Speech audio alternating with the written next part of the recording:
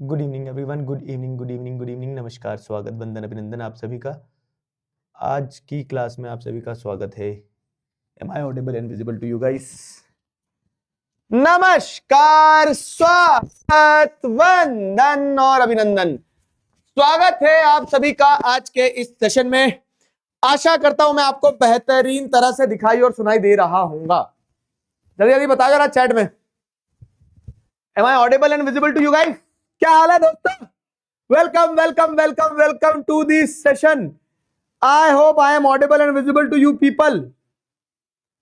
स्वागत है आप सभी का आज के इस सेशन में। क्या चल रहा है मित्रों? आइए वो बताइए।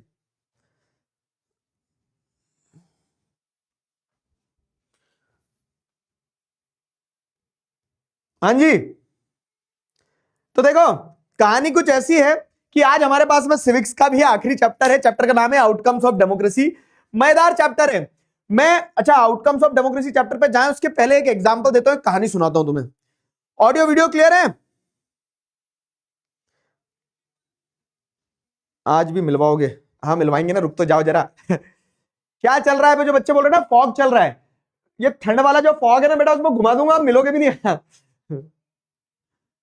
आइए,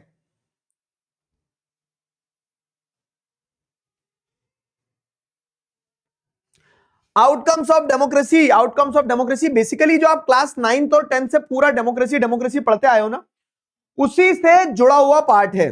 ठीक है, कैसे जुड़ा हुआ पार्ट है कि आपने जो डेमोक्रेसी जो सिविक्स की बुक पढ़ी 9th और 10th में, तो सारा पढ़ने के बाद में क्या समझ में आया, उसी चीज के अराउंड क्या है, उसी चीज के अराउंड ये चैप्टर है, उसी चीज के अराउंड ये चैप्टर है, जिसमें आपको ये बताया गया है कि डेमोक्रेसी आपको क्या देती है। डेमोक्रेसी आपको क्या देती है से मेरा तात्पर्य यह है कि डेमोक्रेसी ने, जैसे एक कार है, एक कार लिया आपने, तो कार लेने के बाद में आपको समझ में आएगा कि वो कार क्या आउटकम प्रोड्यूस करती है। क्या आउटकम प्रोड्यूस करती है से मेरा तात्पर्य है कि वो माइलेज कैसा दे रही है, ठीक है, वो कार की बिल्ड क्वालिटी कैसी है, वो कार स्मूथ है या नहीं है। तो ये सारी चीजें किसमें आएगी? ये सारी चीजें आउटकम्स ऑफ अ कार में आएगा कि हाँ एक कार लिया आपने, तो कार आपको क्या आउटकम दे रही है। ठीक है, वो कार आपको क्या आउटकम दे रही है, तो आउटकम्स ऑफ अ कार हो गया वो। तो वैसे आपने डेमोक्रेसी चैप्टर पढ़ा, डेमोक्रेसी चैप्टर समझा, तो इस डेमोक्रेसी चैप्टर को पढ़ने के बाद में, समझने के बाद में आपको यह एहसास हुआ कि डेमोक्रेसी ने क्या आउटकम आपको दिए। क्या आउटकम आपको दिए मतलब कि क्या वो डेमोक्रेसी अकाउंटेबल है, रिस्पॉन्सिव है, लेजिटिमेट है, वो इकोनॉमिक लेवल पे क्या आउटकम प्रोड्यूस करती है, नहीं करती है। तो वही चीज अपन क्या करने वाले हैं, पूरे चैप्टर में पढ़ने वाले हैं आज। ठीक है, अप्पू हाथी ठीक हो गया बेटा, अप्पू हाथी बढ़िया है, मस्त है, बेहतरीन है। ये देखो ये देखो, ये मुस्कुरा रहा है अप्पू हाथी, है ना। तो डेमोक्रेसी ने आपको क्या आउटकम दिया, ये चैप्टर की थीम होने वाली है। समझे कि नहीं समझे? ब्रह्मास्त्र भिजवा दो। ब्रह्मास्त्र पहुंच गए सबके। एक चीज बताओ पहले, तो ब्रह्मास्त्र में तुम्हें फेंक के मारूं यहां से एक जोर से ब्रह्मास्त्र, ठीक है, छाती में लग जाए तुम्हारी। क्या बोलते हैं, सॉल्व करते हो नहीं तुम। कल मैंने जब तुमसे पोल में पूछा तो मात्र 76% बच्चे, हाँ मतलब कितना होता है, 76% बच्चों ने नहीं करा था, मतलब 24% बच्चों ने किया था। 24% बच्चों ने किया था। थोड़ी गणित कमजोर है मेरी, ठीक है, अब गणित कमजोर है इसलिए गणित के टीचर को बुला लेते हैं अपन। एक काम करो, आ जाओ आ जाओ आ जाओ आ जाओ। तो एज प्रॉमिस्ड आज भैया भर के टीम आई है, 1 2 नहीं 5 आए हैं। आज मैटर हो गया, आ जाओ आ जाओ आ जाओ। बड़े बड़े बड़े आइए सर, आ जाओ सारे आ जाओ। तो आज साइंस टीम के साथ तुम्हें मिलवाते हैं। बन भी पा रहे, इतने नहीं बन पा रहे हैं। साइंस टीम थोड़ी हमारी भारी टीम है, पूरी कंट्री की सबसे भारी टीम। तो इस कारण वो बोर्ड पे आ नहीं रहे। मुझे लग रहा है एक कोई टीचर नहीं दिख रहा है, मगनोली मैम नहीं दिख रहे हैं। मैम आगे आ जाइए मैम इधर। हाँ हाय। कल कल क्या हुआ, मैंने बोला कि कल तुम्हें साइंस टीम से मिलाऊंगा, तो साइंस टीम में तुम किस किस को जानते, तो सारी फीमेल टीचर्स के नाम लिए। मैंने क्या बोला, हमें मेल टीचर में काटे गड़े क्या? हमें नहीं पहचान रहे। रवि सर कुछ करना पड़ेगा भाई, बाल लंबे कर लेगा। बाल लंबे कर वो ये कर देंगे एडिट बना के। तो बच्चों this is the science team, wonderful science team, बहुत प्यारी साइंस टीम। तुम्हें बहुत मजा आएगा। कितने बच्चे साइंस लेने वाले चैट में बताएंगे। ओवर टू यू, आप लोग बताओ अब। हाँ हमने तो ली थी साइंस, हमने तो ली थी साइंस। तो बताओ रवि सर, बताना चाहोगे आप कैसे कैसे आप बच्चों को सर ये क्या क्या रखते हो आप? बंदूक रखते हो, छिपकली रखते हो? एक नांगराज भी है। अच्छा, अरे भाई ये आपको आती है? तो डर के मर जाए भाई। ये तो अपेक्षा। ये मैं आपको पहले आप आती है? बताओ, आप बताओ। एक्चुअली मैम बायो पढ़ाती है, बताओ, मैं पहले टीचर आगे ये सब हम देख रहे हैं कि सर के पास क्या क्या है क्या नहीं है। बंदूकें तो ये सारा मैंने सुना है कि कॉमर्स टीम कुछ लेकर आई थी, ह्यूमैनिटीज टीम कुछ लेकर आई थी। हम लेके जाने वाले हैं। आप हम ये सर मैं ये लेकर जा रहा नहीं था। मैडम, वो तो ये इसका नाम क्या है? अप्पू हाथी, और इसका अप्पू नाम है हाथी। क्या बोलते हैं, नाम भूल गया। ले जाओ हैप्पी मैम। ये इसका नाम है ड्रैगन असुरगन। पर इसका तो कुछ और नाम रखा था। नहीं नहीं, वो नाम बाद में तय अजगर AK-47 कुछ तो ऐसा नाम रखा था। होगा। ड्रैगनासुरगन। अच्छा तो कोई नहीं बोल रहा, मैं ही बोल रहा। ये जिम्मा मुझे ही उठाना पड़ेगा, बड़े बुजुर्ग होने का। बुजुर्ग होने का जिम्मा मुझे उठाना पड़ेगा। सो गाइज ये पूरी की पूरी आपकी साइंस की टीम है। मैं मैथ्स पढ़ाऊंगा और रवि सर अब आप बताओ मैं आप क्या physics पढ़ाओगे? देखो बेटा, ऐसा होता है कि बोलते हैं कि साइंस बहुत डिफिकल्ट है, साइंस नहीं लेनी चाहिए, साइंस नहीं लेनी चाहिए, लेकिन ये टीम के चेहरे देख लो, बहुत आसानी, मतलब बहुत अच्छे से दोस्त। आप क्लास 11th में आओगे, आपको जर्नी ऐसी डिफिकल्ट नहीं लगेगी। क्लास 11th और क्लास 10th और क्लास 11th में बहुत बड़ा डिफरेंस है। बहुत सारी चीजें आसानी से समझ में आएगी। ठीक है, बहुत बढ़िया। हाँ, तो जैसे सर ने बोला बहुत ही ऐसा सिलेबस में ड्रास्टिक चेंज आएगा, तो डरने की जरूरत नहीं है। सारे सब्जेक्ट्स के बहुत बेहतरीन टीचर्स आपके लिए है। तो बहुत सारे बच्चे जानते भी होंगे कि मैं बायो पढ़ाती हूँ, तो बायो के लिए तो यार टेंशन मत लो, एकदम अच्छे तरीके से तुम्हारी तैयारी करवाई जाएगी। और chemistry hi guys, I am your miss exception Tapur ma'am, and मैं आपको केमिस्ट्री पढ़ाऊंगी और जितने भी एक्सेप्शन है वो सब एकदम क्लियर कर देंगे। हम क्लियर नहीं करते हैं क्योंकि हमारी क्लास में होता है clear, which is updated version of clear. So मैं केमिस्ट्री पढ़ाऊंगी और यार एकदम मस्त तरीके से तुम लोग को 11th की प्रिपरेशन हम कराने वाले हैं, क्योंकि 11th बहुत लोग बहुत डिफिकल्ट बोलते हैं, बट हमारी गारंटी हम उसको बहुत आसान बना देंगे। और हम यहाँ से लेके जो जाने वाले हैं वो ये सामान नहीं है, वो आप ही लोग हो।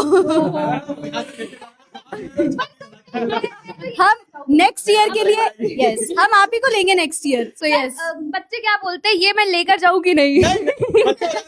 जस्टिस अभी वो मामा के गांव गया था, बहुत दिन बाद आया घूम के। नहीं, ऑफिस में बहुत दिन से। सर सब आपके लिए कुछ लाए थे, लेकिन आपको देना तो चाहिए कुछ हम लोग को। मैं दूंगा के बच्चे, ये सारे बच्चे दूंगा आपको। सारा प्यार। ढेर सारा। क्या पता सर को क्लास के बाद आज क्या क्या ना मिले। मुझे क्या मिलेगा, मेरे पास तो ऑलरेडी है ये। क्लास में मगर पार्टी बदल ली बच्चों। आपकी 11 तारीख को मैराथन है? हाँ, ये लो मैम, आप भी बताओ आप क्या पढ़ाने वाले क्या हैं? पढ़ाने वाले हो आप? वैसे तो मैडम, संस्कृत मैं पढ़ाएंगे। नहीं हूँ। मैं यहाँ नहीं हूँ। वर्ड बोल दो आप फिर से हाँ। वो तो अब सीख गए बच्चे याद नहीं हुआ अभी। अभी भी। एक बार। सुपरकैलिफ्रैजिलिस्टिक ओह वाह! आए इसका बैगन मतलब इसका मतलब होता है नेक्स्ट ईयर हम लोग तुम्हें पढ़ाने वाले हैं। सो दिस इज द तो हाँ, मैं वैसे दिगराज सर के लिए एक सवाल लेकर आया हूँ, है ना? मैथ्स को कहाँ गया? दे दूं क्या? मैथ में तो सर चैंपियन है भाई। कहाँ है पेन वेन, है क्या कहीं पे? तो पता नहीं, नए टीचर ही नहीं आ पाते। बाप रे, ये तो धोती खोल रहा है। तो जैसे मतलब एक बहुत सिंपल सा सवाल होता है। हाँ, पेज ऐड कर दो। लिखते कैसे इस पे? हाँ, बस ऐसे शुरू। अच्छा, सीधे शुरू। तो जैसे ये है 2 की पावर x है और 2 की पावर 3 है, तो सर x की वैल्यू क्या होगी? x की वैल्यू क्या होगी? हाँ। x की वैल्यू होगी 3। x की वैल्यू होगी 3। अब अगर इस हिसाब से जैसे 1 की पावर 1 है ना? 1 की पावर 1 क्या होता है? 1 होता है। हाँ। और 1 की पावर 0 क्या होता है? वो भी 1 होता है। हाँ। तो इस हिसाब से दोनों के दोनों 1 के बराबर हो गए। हाँ। तो इसका मतलब क्या? 1 की पावर 1 और 1 की पावर 0 बराबर हुए। हाँ। क्योंकि दोनों 1 हाँ, के बराबर। हाँ, हाँ। तो इस हिसाब से तो 1 और 0 बराबर हो गए ना? 1 और 0 अब बराबर। बताओ गलती कहाँ पे? गाइस, गलती मैथ्स में है, इसीलिए मैं सोचल बड़ा हूँ। 1 और 0 बराबर हो सकते हैं क्या? आओ सर, आप आओ। बहुत बेहतरीन टीम है, बहुत बेहतरीन टीम है, ये आपको बहुत अच्छे से पढ़ाएगी। देखो, हाँ, तो इसका जो लॉजिक है ना, मतलब जो इसका रीजन है, मतलब हम बचपन में पढ़ते भी है, बट इसका रीजन मैं तुम्हें 11th ग्रेड में बताऊंगा। वेब सीरीज में क्लिफ हैंगर देते ना, वैसा क्लिफ हैंगर देके जा रहे हैं sir. See you in class 11th। और अगर जिस बच्चे को रीजन पता होगा तो फिर पढ़ के आना 11th में बताना। हाँ। ठीक है, वो भी रीजन भी 11th में बताना। देख के 10th वाले बच्चे को बता ना रहे हो, शुभित सर ने ना बता दिया होगा। नहीं बता रहे पढ़ते भाई, वो इसमें लॉग लगेगा। इसमें वही लॉग लगेगा, वही लॉग लगेगा। तो आ जाओ भैया, एक टीम सेल्फी हो जाए। आ जाओ, ये भैया साइंस टीम सब दिख रहे हैं? Yes yes yes. तो सारे टीचर्स को टैग करना। Are you guys excited 11th में पढ़ने के लिए? वो और 11th में आओगे तो वो करना भी सीखेंगे। सिखाएंगे। पूरी तरह की स्पेशल क्लासेस चलती वो।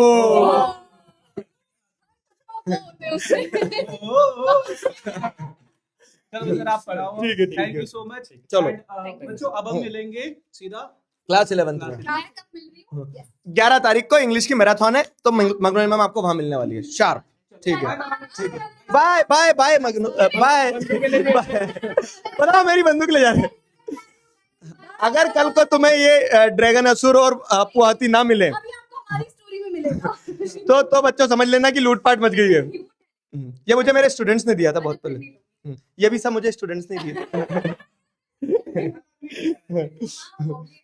चलो भाई, bye bye bye bye bye. तो मजा आया? कैसी लगी तुम्हें साइंस टीम? बहुत अच्छी।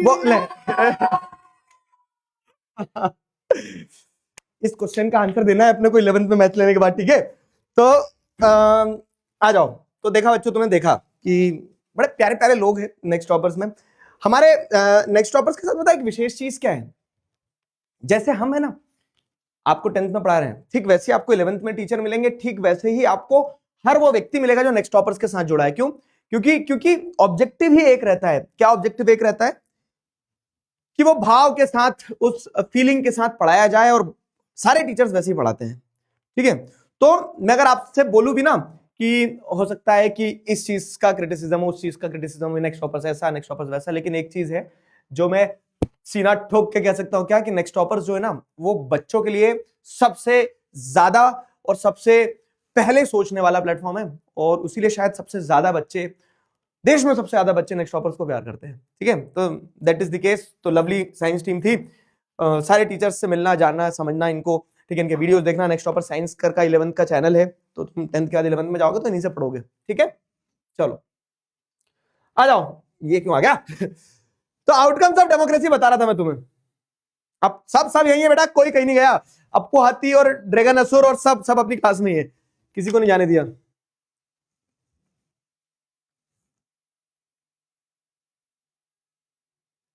चलो, नहीं गन सारी वापस ले दी। अप्पू हाथी अपने पास ही है, दंगे हो जाते हैं। अप्पू हाथी चले जाता तो ठीक है, बायोलॉजी क्लास में घुस जाते अपन। तुम चिंता क्यों कर रहे हो? ऐसे किसी को नहीं ले जाने देंगे, ठीक है?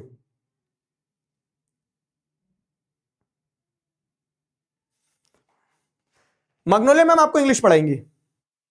नहीं बाबू, अप्पू हाथी यही है, अपना अप्पू हाथी सुरक्षित है, यही है, ठीक है? सर मैं आपसे मूव ऑन नहीं कर पा रहा हूं। अबे पढ़ ले, मूव ऑन नहीं कर पा रहा, पढ़ ले चुपचाप।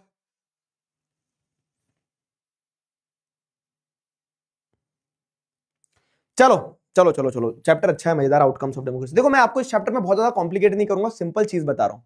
तो हम 3 तरह के आउटकम देखने वाले हैं डेमोक्रेसी के। पहला आउटकम होगा आपका ये पॉलिटिकल आउटकम, है ना? मैं लिख देता हूं कि पॉलिटिकली डेमोक्रेसी क्या आउटकम देती है। कि आपने डेमोक्रेसी को चलाया, 9th और 10th में डेमोक्रेसी पढ़ा, तो डेमोक्रेसी क्या आउटकम देती है। दूसरा अगर आप जैसे देखेंगे तो, अरे ये वाली स्लाइड कुछ तो गड़बड़ हुआ, नहीं सही, पॉलिटिकल आउटकम हो गया। दूसरा अपन पढ़ेंगे क्या, तो ये पॉलिटिकल आउटकम है, बता दे लेजिटिमेट, अकाउंटेबल और रिस्पॉन्सिव। ये कुछ तो गड़बड़ हुआ है, आगे पीछे खिसक गए पेज शायद। हाँ, पॉलिटिकल आउटकम पहला हो गया, ये भी पॉलिटिकल आउटकम की चीज है, ठीक है? फिर क्या है, फिर उसके बाद में हम इकोनॉमिक आउटकम देखेंगे। ये 2 टॉपिक इकोनॉमिक आउटकम के हैं, अभी मैं समझा रहा हूं। फिर उसके बाद में अपन क्या देखेंगे, सोशल आउटकम, सोशल आउटकम देखेंगे, ठीक है? ये क्या चीज है, सोशल, पॉलिटिकल, इकोनॉमिक आउटकम। तो समझना कि आप ये देख रहे हो, जैसे आपने गाड़ी ली थी, तो गाड़ी चलाने के बाद में गाड़ी, आप देखते हो कि गाड़ी लुक्स में कैसा, क्या आउटकम दे रही है। लुक्स में गाड़ी बहुत सेक्सी लगती है, बहुत अच्छी गाड़ी है, ठीक है? हाइट भी बहुत अच्छी है उसकी, और उसका रोड प्रेजेंस भी बहुत अच्छा है, उसके अंदर सीटिंग भी बहुत अच्छी है, तो ये लुक्स का आउटकम हो गया। फिर पावर का आउटकम देखोगे आप गाड़ी का, तो पावर का आउटकम आपको पता चल रहा है कि गाड़ी का थ्रॉटल बहुत खतरनाक है, एक्सीलरेटर बहुत अच्छा उठता है और पिकअप बहुत अच्छा है ये वो, ठीक है। जैसे अगर आप देखेंगे 3 लीटर इंजन है उसमें और ये वो सारी चीजें, तो आपने गाड़ी का पावर का आउटकम देख लिया। पावर के बाद में फिर आप देखोगे कि सेफ्टी, तो सेफ्टी के टर्म्स में गाड़ी क्या आउटकम देती है, तो आपको पता है कि 9 एयर बैग्स हैं उसमें और ये है और वो है, अडास लगा हुआ है। तो ये आपने क्या देख लिया कि गाड़ी सेफ्टी के मामले में क्या आउटकम दे रही है आपको, ठीक है। तो वैसे ही democracy is a form of government, तो वो डेमोक्रेसी पॉलिटिकली आपको क्या आउटकम प्रोड्यूस करके दे रही है, वो डेमोक्रेसी सोशली आपको क्या आउटकम प्रोड्यूस करके दे रही है, समाज में क्या आउटकम निकल के आ रहा है डेमोक्रेसी का, वो डेमोक्रेसी से इकोनॉमी में, मतलब आपकी अर्थव्यवस्था में क्या आउटकम निकल के आ रहा है। तो ये केस है, ये केस आपको समझना है कि डेमोक्रेसी अलग अलग मायने में क्या आउटकम प्रोड्यूस करके देती है, ठीक है। डेमोक्रेसी अलग अलग मायने में क्या आउटकम प्रोड्यूस करके देती है, समझ में आया?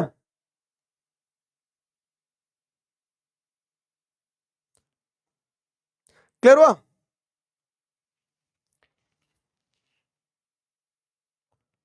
क्लियर हुआ?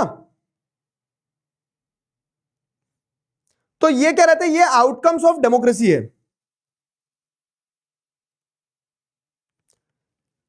अब जैसे मैंने आपको गाड़ी के एग्जांपल से बताया,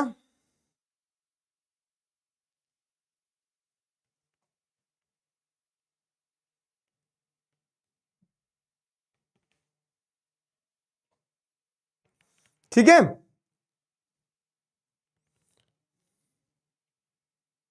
समझ में आया?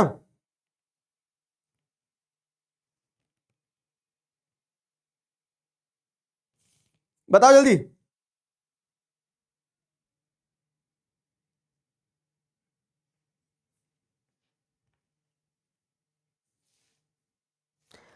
चैप्टर की एसेंस समझ में आया ना कि चैप्टर क्या है? चैप्टर बेसिकली वही है कि आप डेमोक्रेसी को अलग अलग मायने पे देखोगे। तो अब देखो, कार को तो आप चला के देख लोगे कि उसका लुक्स में कैसी लग रही है वो, ठीक है, लुक एंड फील में कैसी है कार का, पावर कैसा है कार की, सेफ्टी कैसी है, तो वो आपको चला के पता चल जाएगी।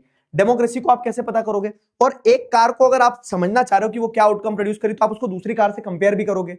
तो वैसे ही अगर आप डेमोक्रेसी की बात करेंगे तो how do we assess democracy outcome, क्या आप डेमोक्रेसी के आउटकम को का असेसमेंट कैसे लगाओगे, आपको पता कैसे चलेगा कि डेमोक्रेसी क्या आउटकम प्रोड्यूस कर रही है। तो how do you assess democracy outcome, democracy के आउटकम को आप कैसे एसेस करते हैं? तो डेमोक्रेसी के आउटकम को आप कैसे एसेस करते हो, देखो, तो democracy is better form of government when compared with dictatorship और एनी अदर अल्टरनेटिव।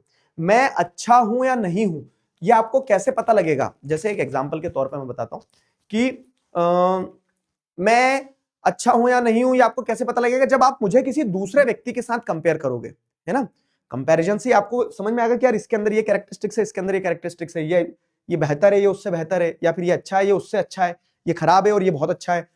वो कब पता चलेगा? जब आप कंपेयर करोगे। दिन को समझना है तो रात समझना पड़ेगी ना आपको दिन का उजाला तब समझ में आएगा ना जब आपको रात के अंधेरे का अनुभव होगा। वैसे ही क्या होता है कि जब आप डेमोक्रेसी को अगर एसेस कर रहे हो तो आपको देखना होगा कि जो डेमोक्रेसी के पैरेलल दूसरे ऑब्जेक्ट अल्टरनेटिव्स हैं, जैसे डिक्टेटरशिप है, मोनार्की है, तो आप उनको जब कंपेयर करोगे डेमोक्रेसी के साथ तो आपको पता चलेगा democracy is a better form of government.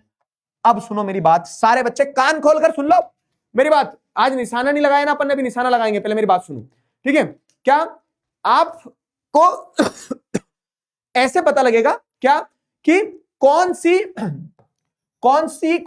Form of government better है, या फिर ऐसा क्वेश्चन आएगा कि how democracy is a better form of government when compared with the other form of government.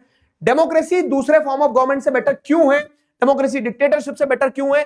किसी भी तरह से जब सवाल पूछा जाएगा तो आपको ये 5 पॉइंटर्स ध्यान रखना, ये एग्जाम में सीधे सीधे आते हैं कि कैसे democracy is better form of government. तो देखो, डेमोक्रेसी क्या करती है? Allows equality among citizen.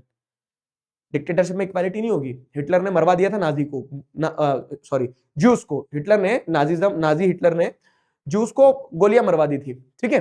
क्यों? क्योंकि वो सबको इक्वल ट्रीट नहीं करता था। लेकिन डेमोक्रेसी में ऑल आर इक्वल। डेमोक्रेसी में क्या है? It allows equality among citizens. ये डेमोक्रेसी का एडवांटेज है। It enhances the dignity of individuals. Democracy जो है इंडिविजुअल्स की डिग्निटी को एनहांस करती है। डेमोक्रेसी है तो सारे इंडिविजुअल्स को क्या माना जाता है? इक्वल माना जाता है, बराबर माना जाता है, समान माना जाता है। तो it enhances the dignity of individual. Fine. तो डिग्निटी ऑफ इंडिविजुअल कि सारे इंडिविजुअल्स की इज्जत की जाती है डेमोक्रेसी में। ऐसा नहीं अमीर गरीब छोटा बड़ा, सबको, सबके लिए न्याय सही रहेगा, सबके इक्वालिटी, सबके लिए डिग्निटी सोची जाएगी। It improves the quality of decision making. Democracy में क्या होता है ना, कोई भी निर्णय ऐसे नहीं लिया जाता कि फटाक से ले लेते हैं। जैसे हिटलर का मन हुआ कि कर दो हमला पोलैंड के ऊपर, तो कर दिया हमला। लेकिन डेमोक्रेसी में ऐसा नहीं है। डेमोक्रेसी में आपको क्या देखने को मिलता है कि डिसीजन मेकिंग जो है तो बहुत प्रॉपर तरीके से होती है। कैसे बहुत प्रॉपर तरीके से होती है डेमोक्रेसी में डिसीजन मेकिंग? डेमोक्रेसी में ये इंश्योर किया जाता है, क्या इंश्योर किया जाता है कि कोई भी निर्णय लिया जा रहा है तो पहले 4 लोगों से डिस्कस किया जाए, बात की जाए, और फिर डेमोक्रेसी में निर्णय लिया जाता है। तो डेमोक्रेसी में क्या होता है? It improves the quality of decision making. Democracy में चौथा एडवांटेज क्या है कि it provides a method to resolve conflicts. ठीक है, डेमोक्रेसी जो है तो डेमोक्रेसी क्या करती है? आपको मेथड्स देती है टू रिजॉल्व कॉन्फ्लिक्ट। कि अगर मान लो 2 ग्रुप में, जैसे हिंदू मुस्लिम में अगर झगड़े भी हो गए ना, लड़ाइयां भी हो गई, तो डेमोक्रेसी में ऐसा नहीं है कि हिंदूज का साइड ले लो या मुस्लिम्स का साइड ले लो, वो कॉन्फ्लिक्ट्स को रिजॉल्व करने का मौका मिलता है। नॉन डेमोक्रेटिक गवर्नमेंट्स में नहीं मिलेगा। It allows room to correct mistake. और अगर आपको ऐसा लग रहा है कि आपने गलत सरकार चुन ली है, तो डेमोक्रेसी में आपके पास मौका है क्या कि आप उस सरकार को बदल दो। ठीक है, नॉर्थ कोरिया में मौका नहीं है। नॉर्थ कोरिया में किम जोंग उन बैठ गया तो बैठ गया, अब वो आप पसंद करो ना पसंद करो, जो है वो वही है। ठीक है, तो it allows room to correct mistake. Democracy आपको मौका देता है कि आप अपने लीडर्स बदल सको, आप अपनी गवर्नमेंट बदल सको। तो इन्हीं सारे कारणों से हमें क्या देखने को मिलता है कि democracy is better then non democratic government. समझ में आया? बताओ जल्दी जल्दी बताओ, क्लियर हुआ? और ये क्वेश्चन बनता भी कि why democracy is better then any other alternative. जो दूसरा अल्टरनेटिव्स है उनसे डेमोक्रेसी बेटर कैसे है?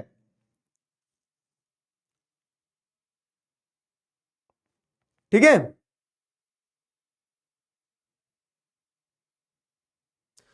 कहीं आप ही तो हिटलर नहीं सर इतनी सारी गन रख के रखी है। चिगारा भाई और हिटलर के बीच में डिफरेंस समझ नहीं आता क्या तुझे? उठाऊं क्या मैं गन? बताओ। कैसे गेस्ट आए थे सर? बिना कुछ दिए चले गए? नहीं, वो लेके गए ना यहाँ से बहुत सारे बच्चों का प्यार, तो तुम जाना है उनके पास। बाबुल की दुआएं लेती जा। कितने बच्चे ऐसे हैं जो साइंस स्ट्रीम लेने वाले हैं और साइंस मतलब अभी सिर्फ साइंस का ही सोचा कि साइंस ही लेना, जेई नीट वगैरह कुछ नहीं सोच रहे, सिर्फ साइंस लेंगे, है ना?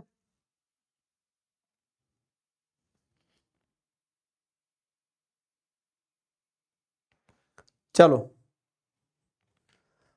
ठीक है, अब देखो क्या है। तो डेमोक्रेसी में ये बड़ी बड़ी बातें हैं कि इक्वालिटी है, डिग्निटी है, rooms to correct our own mistake, democracy में क्वालिटी ऑफ डिसीजन मेकिंग है।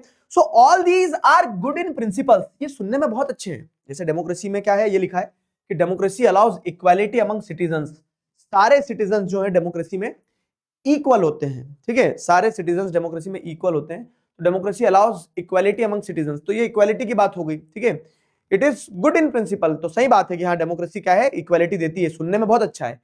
But felt to be not so good in practice. लेकिन जब प्रैक्टिस की बारी आती है, प्रैक्टिस की बारी मतलब कि जब ग्राउंड रियलिटी देखने की बारी आती है ना, तो ग्राउंड रियलिटी क्या होती है कि डेमोक्रेसी में इक्वालिटी नहीं है। ठीक है, ये लाइन समझ में आई कि it is good in principles. तो सारी चीजें जो डेमोक्रेसी के बारे में बड़ाई की गई नहीं, वाह वाह वाह, तो सुनने में अच्छा है। लेकिन ग्राउंड रियलिटी में क्या है? ग्राउंड रियलिटी में आपको देखने को मिलता है कि there are inequalities in democracy, there are instances जहां पे लोगों की डिग्निटी हर्ट होती है ना? तो it is good in principle but felt to be not so good in practice. लेकिन प्रैक्टिस में डेमोक्रेसी उतनी अच्छी नहीं है, not so good in practice. इसीलिए आपको क्या देखने को मिलता है? इसीलिए आपको देखने को मिलता है कि, और ऐसा क्यों है, रियलिटी क्यों है? तो रियलिटी ये है कि आपको देखने को मिलता है कि डेमोक्रेसी में चैलेंजेस है, डेमोक्रेसी में कमियां हैं, और हम क्या एक्सपेक्ट करते हैं ना कि हमारी सारी समस्याएं डेमोक्रेसी खत्म कर देगी। जैसे कि एक एग्जांपल देता हूं मैं, हम क्या सोचते हैं ना कि हमने सरकार चुन ली तो अब सरकार की जिम्मेदारी कि सरकार सारे देश के मुद्दे सुलझा दे। नहीं, सरकार तो काम करेगी, लेकिन सरकार के साथ साथ लोगों को भी अपना माइंडसेट, लोगों को भी अपना एटीट्यूड, लोगों को भी अपना मेहनत। सरकार बन गई है, लेकिन अगर देश में लोग ही एक्साइटेड नहीं है, इंडस्ट्रीज नहीं लाएंगे, एम्प्लॉयमेंट नहीं आएगा, तो सरकार क्या कर लेगी? आराम समझ में? तो सरकार क्या होती है? सरकार सिर्फ एक माध्यम होती है। उस माध्यम में सबको निमित्त बनना पड़ता है, मतलब उस मीडियम में सबको अपना अपना कंट्रीब्यूशन देना पड़ता है। समझ रहे हो मेरी बात? तो वही चीज आपको समझना है कि democracy is good in principles but not so good in practice, क्योंकि there are many challenges, reality is far from the expectations. Fine, हम क्या मानते हैं? हम डेमोक्रेसी से एक्सपेक्ट करते हैं, our perception and expectations are this, कि हम डेमोक्रेसी से ये सोचते हैं कि हमारी जितनी भी समस्याएं हैं ना, हमारी जितनी भी सोशो इकोनॉमिक प्रॉब्लम्स है, वो सब डेमोक्रेसी में खत्म हो जाएगी। करप्शन है तो डेमोक्रेसी में नहीं होना चाहिए, पॉवर्टी है तो डेमोक्रेसी में नहीं होना चाहिए, लेकिन हमें समझना होगा कि democracy is just a form of government, citizens have to take the best out of it. अब जैसे कि एग्जांपल देता हूं मैं तुम्हें, डेमोक्रेसी जापान में भी है, डेमोक्रेसी इंडिया में भी है। जापान में साफ सफाई है, जापान में आप जैसे देखोगे तो लोग मेहनत करते हैं, मेहनतकश लोग होते हैं, ईमानदारी से अपना काम करते हैं, शिक्षा पे फोकस करते हैं वो। उसके बाद में फिर क्या होता है, जब वो इंडस्ट्रीज वगैरह भी है, तो जापान में लोग इंडस्ट्री में जो काम करते हैं, एक वर्कर भी ये सोचता है कि इंडस्ट्री के लिए काम नहीं कर रहा, वो देश के लिए काम कर रहा है। ठीक है, जापान में भी डेमोक्रेसी है, इंडिया में डेमोक्रेसी है। और इंडिया में डेमोक्रेसी में क्या है कि जरा कुछ हुआ कि हड़ताल पे बैठ जाते हैं। ठीक है, जापान में हड़तालें होती है, स्ट्राइक्स होती हैं, तो वो काली रिबन हाथ में बांध लेते हैं और ज्यादा काम करते हैं, ये दर्शाते हुए कि हम खुश नहीं है, लेकिन देखो हम काम बंद नहीं कर रहे, लेकिन हम ये बोल रहे हैं कि हम खुश नहीं है। लेकिन आपको क्या देखने को मिलता है, लेकिन आपको देखने को मिलता है कि इंडिया में क्या, लोग उठा और चलो आज स्ट्राइक, बढ़िया, कंपनी में नहीं जाना पड़ेगा, काम पे नहीं जाना पड़ेगा। तो वहां भी डेमोक्रेसी, यहां भी डेमोक्रेसी, लेकिन यहाँ के लोगों का माइंडसेट अलग है, वहां के लोगों का माइंडसेट अलग है। तो जो मैं आपसे कह रहा हूं ना कि हम डेमोक्रेसी से एक्सपेक्ट क्या करते हैं, तो ये जो मैंने लाइन बताई कि democracy is good in principles but not so good in practice. क्यों? क्योंकि reality is very different. Democracy में हमारा जो डेमोक्रेसी को लेके परसेप्शन है और जो एक्सपेक्टेशंस है हमारी डेमोक्रेसी को लेके, ठीक है, कि हम डेमोक्रेसी से बहुत कुछ एक्सपेक्ट करते हैं ना, कि ये भी हो जाए डेमोक्रेसी में, वो भी हो जाए डेमोक्रेसी में, ये सब हो जाए। तो हमारी जो एक्सपेक्टेशंस है, उस एक्सपेक्टेशंस में हम चाहते जरूर है कि डेमोक्रेसी हमारी सारी प्रॉब्लम सॉल्व कर दे, पर डेमोक्रेसी कोई जादू की छड़ी नहीं है जो घुमाई और हमारी प्रॉब्लम सॉल्व कर दे। Democracy is just a form of government. वो सिर्फ एक एनवायरनमेंट देगी। जैसे बैच में आ जाने से, सुन रहे हो मेरी बात, एक बैच में एनरोल करने से अगर तुम ये सोच रहे हो कि तुम टॉप कर जाओगे, तो हम वहां सिर्फ पढ़ाएंगे, आपको पढ़ना तो खुद पड़ेगा ना। वैसे ही डेमोक्रेसी सिर्फ आपको एक एनवायरनमेंट देगी। Democracy is just a form of government. Citizens have to take the best out of it. जो जनता है ना, उस जनता को, सिटीजंस को उसमें से बेस्ट निकालना पड़ेगा। आपको दिमाग लगाना पड़ेगा कि कैसे यू कैन ग्रो, कैसे यू कैन कंट्रीब्यूट, वो वाली चीज है। ठीक है, क्या यहां तक समझ में आया? जल्दी बताओ, समझ में आया? तो ये था कि how do we assess democracy is outcome. तो डेमोक्रेसी इज नॉट दी जादू की छड़ी।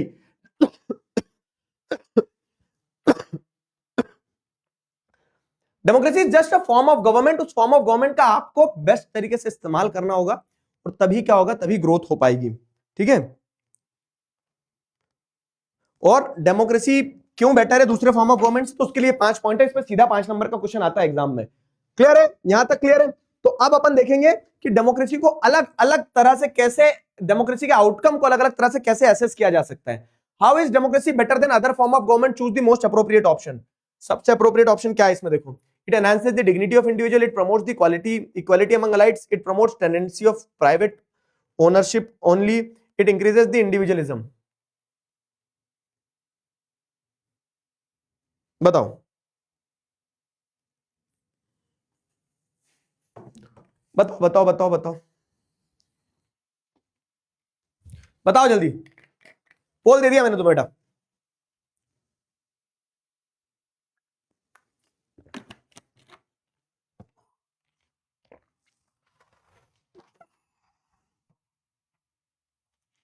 ठीक है,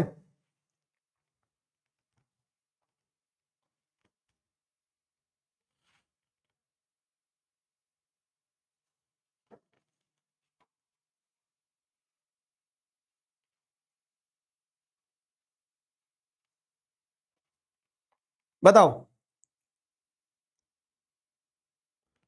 जल्दी बताओ। पोल दे दिया। हाँ, 3, 2, 1, time up time up time up. 66% बच्चों ने ए आंसर लगाया। A is the right answer, very good. कि डेमोक्रेसी क्यों बेटर फॉर्म ऑफ गवर्नमेंट है? क्योंकि देखो, इक्वालिटी अमंग अलाइड्स नहीं, सब में इक्वालिटी देती है, promotes tendency of private ownership only नहीं, इंक्रीजेस इंडिविजुअलिज्म नहीं। यही सही बात है कि सब में डिग्निटी इनहांस करती है। अब आपको क्या करना है, ये वाला पेज आगे आ गया। पहले ये है कि डेमोक्रेसी के आउटकम देखना है, तो अपन पहले पॉलिटिकल आउटकम देखेंगे कि राजनीतिक रूप से डेमोक्रेसी आपको क्या आउटकम प्रोड्यूस करके देती है। ठीक है, राजनीतिक रूप से डेमोक्रेसी आपको क्या आउटकम प्रोड्यूस करके देती है, ये देखते हैं अपन। तो डेमोक्रेसी आपको अकाउंटेबल, रिस्पॉन्सिव और लेजिटिमेट फॉर्म ऑफ गवर्नमेंट देती है या नहीं देखती है। ठीक है, हम इस पार्ट पे आउटकम देखेंगे डेमोक्रेसी का, कि डेमोक्रेसी एक अकाउंटेबल गवर्नमेंट प्रोड्यूस करती है या नहीं, एक रिस्पॉन्सिव गवर्नमेंट प्रोड्यूस करती है या नहीं, एक लेजिटिमेट गवर्नमेंट प्रोड्यूस करती है कि नहीं। अब उससे पहले तीनों शब्द समझना जरूरी है कि अकाउंटेबल क्या है, रिस्पॉन्सिव क्या है, लेजिटिमेट क्या है। तो पहले मैं तीनों शब्द समझाता हूं। अकाउंटेबल समझो। क्या हुआ भाई साहब, आपकी स्कूल में टीचर ने क्या बोला, मॉनिटर को, एक मॉनिटर मोटा सा चश्मा लगा के बेचारे को खड़ा कर दिया, जिसकी बड़ी बड़ी फ्रेम रहती है ना चश्मे की, मोटा सा चश्मा, तो उस मॉनिटर को खड़ा कर दिया। टीचर ने बोला कि you stand here, I go to principal office, come in 2 minutes, till then take care class. ठीक है, टीचर ने बोल के चलेगी। अब क्या है, अब वो बच्चा खड़ा है, मॉनिटर, वो मॉनिटर बेचारा ऐसा खड़ा है, और जैसे ही टीचर बाहर गई तो इधर से एरोप्लेन उड़ रहे हैं, इधर से चौक जा रही, इधर से डस्टर जा रहा है, इधर से किसी के बैग में से किताबें निकल रही है, जो पंखे बने थे उन पंखों का फ्लावर बना दिया किसी ने जो क्या बोलते हैं ना कि जू में जैसे चिंपांजी नहीं लटक जाते खिड़कियों पे, और खिड़कियों के ऊपर लटक लटक के खिड़कियां तोड़ दी, कांच तोड़ दिए। टीएलसी चल रहा है, मैच टेबल चेयर लेडर जो होता था ना डब्ल्यूडब्ल्यूई में, तो बच्चे एक दूसरे को पटक रहे हैं, 2-3 बेंच वगैरह तोड़ दिए। उतने में टीचर लौट के आई। अब टीचर देखेगी वो मॉनिटर बेचारा वहीं खड़ा है, तो टीचर क्या बोलेगी मॉनिटर से, अकाउंटेबल हु। ठीक है, हिंदी टीचर थी, तो अकाउंटेबल हु। अब क्या होगा ना, तो यहां पे अगर जैसे देखा जाए तो जो भी हुआ क्लास में, उस क्लास में जो भी ये जू बना था 2 मिनट के लिए क्लास, तो उस क्लास के जू बनने के पीछे का कारण, मतलब इसके लिए जिम्मेदार कौन है, इसके लिए जवाबदेह कौन है, किससे पूछा जाए, तो टीचर जिसको खड़ा करके गई थी वो उससे पूछेगी, है ना। टीचर जिसको खड़ा करके गई थी तो टीचर उससे पूछेगी। अकाउंटेबिलिटी का मतलब यही होता है कि हु इज आंसरेबल।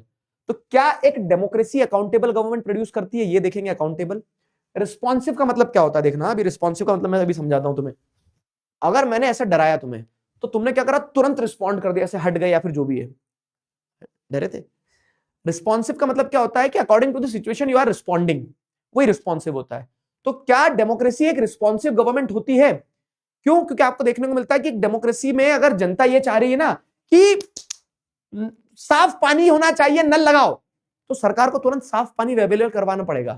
तो उस मायने हम कहते हैं कि नीड ऑफ द पीपल जो उसके अगेंस्ट उसके अकॉर्डिंग अगर आप रिस्पॉन्ड कर रहे हो तो आप रिस्पॉन्सिव हो, तो ये रिस्पॉन्सिव हो गया। लेजिटिमेट क्या होता है? अब जैसे क्या है कि एग्जाम चल रहे हैं, आपके एग्जाम चल रहे हैं तो आपको चीटिंग करना थी, आपने क्या करा, बोला सर एग्जाम्पल सारे ऊट पटांग वाले दे रहे हो आप, तो आपने क्या करा, आपने आपकी क्लास में एक बच्चा है, गधा बच्चा है, इसको कुछ नहीं पता है, इसको ये नहीं पता आज पेपर गाएगा था, आपने उससे पूछा और उसने बोला अबे बी लगा दे, आंसर मैं बोल रहा हूं। ठीक है, आप बोलोगे लगा दूं बी, बोला मैं बोल रहा हूं बी लगा दे, आज मुझे पता है ना, आज साइंस का पेपर है ना, वो पेपर चल रहा है मैथ्स का, ठीक है, बोला बी लगा दे। तो आप सोचोगे 2 मिनट के लिए, और फिर वहीं पे क्या है, आपके बाजू में टीना बैठी है। टीना कौन? टीना क्लास की टॉपर। ठीक है, टी से टीना, टी से टॉपर। टीना ने बोला कि नहीं, इसका राइट आंसर ए है, तो अब आप ए ही लगाओगे। इसलिए नहीं कि आप टीना के ऊपर फिदा हो गए, आप इसलिए लगाओगे क्योंकि आपको लग रहा है कि टीना ने जो आंसर दिया वो लेजिटिमेट आंसर है। क्यों? क्योंकि टीना जो है तो वो पढ़ने लिखने वाली टॉपर बच्ची है। तो लेजिटिमेट क्या होता है, मतलब लेजिटिमेट मतलब कि जब भी किसी चीज की वैल्यू हो उसको लेजिटिमेट कहते हैं। वही है कि टीना का आंसर लेजिटिमेट होगा, और ये जो भी था टमाटर दास का आंसर लेजिटिमेट क्यों नहीं होगा? क्योंकि टीना जो है पढ़ने लिखने वाली बच्ची थी। तो लेजिटिमेसी का मतलब क्या है कि डेमोक्रेटिक गवर्नमेंट एक लेजिटिमेट गवर्नमेंट है कि नहीं, तो आप डेमोक्रेटिक गवर्नमेंट की वैल्यू है कि नहीं है ये बताना है। तो चाहे भी जैसी भी डेमोक्रेटिक गवर्नमेंट हो, चाहे चोर हो, निकम्मी हो, लुटेरी हो, लेकिन डेमोक्रेटिक गवर्नमेंट जैसी भी है वो कैसी है? जनता की गवर्नमेंट, उसकी लेजिटिमेसी है। क्यों? क्योंकि it is people's own government, उस सरकार को चूज किया जनता ने ही है। तो वो खराब भी है तो खराब ही चूज करी जनता ने, अब हम क्या कर सकते हैं। वैसा होता है ना, टेढ़ा है मगर मेरा है, तो वो सरकार जैसी भी है वो सरकार लेजिटिमेट है क्योंकि उसको लोगों ने चूज किया है। हिटलर भले कितना ही अच्छा लीडर रहा हो, लेकिन हिटलर की गवर्नमेंट कभी लेजिटिमेट नहीं रहेगी, क्योंकि उसने खुद को अपने आप स्टैब्लिश किया था। समझ में आया? उसने खुद को अपने आप स्टैब्लिश किया था, नॉन डेमोक्रेटिक तरीके से काम कर रहा था, जनता कभी पसंद नहीं करेगी उसको। समझे कि नहीं समझे बताओ? तीनों टर्म्स समझना जरूरी थी।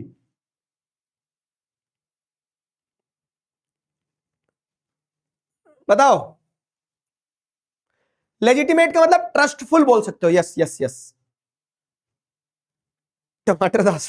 ठीक है, लेजिटिमेट का मतलब ट्रस्टफुल बोल सकते हो।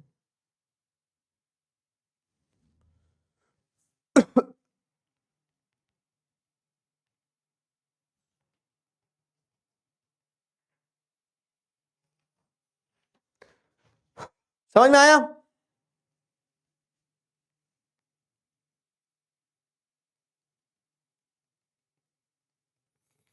बताओ जल्दी।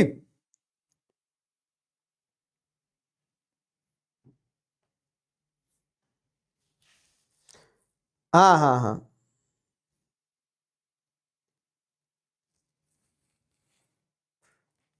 चलो, लेजिटिमेट मतलब टीना होता है सर। अब कर दिया ना सब गुड़ गोबर इतना अच्छे से समझा, उन्होंने बोल दिया लेजिटिमेट मतलब टीना होता है बस।